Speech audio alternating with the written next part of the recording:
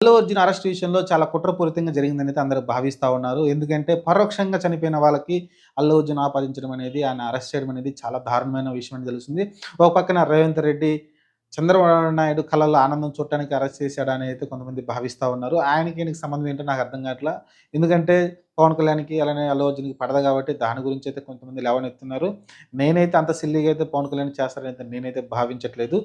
ఖచ్చితంగా చట్టం తన పనైతే చేసుకుంటూ పోతుంది. కానీ తెలంగాణ గవర్నమెంట్ కొంచెం అత్యుత్సాహం అయితే చూపిచ్చింది.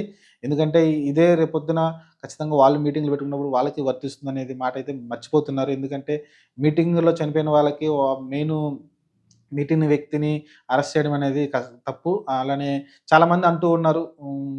అతను నాకు థియేటర్‌కి రాకుండా ఉండాల్సిందని ఉంటే బాగుండేది. రాకుండా ఉంటే అలా చావు జరిగుండేది కాదు కదా! అని చెప్తున్నారు. కరెక్టే కాదనను. ఎందుకంటే ఆయన ఆడికి రావడం వల్లనే అదైతే ఆమె చనిపోవడం చూసాం. చాలా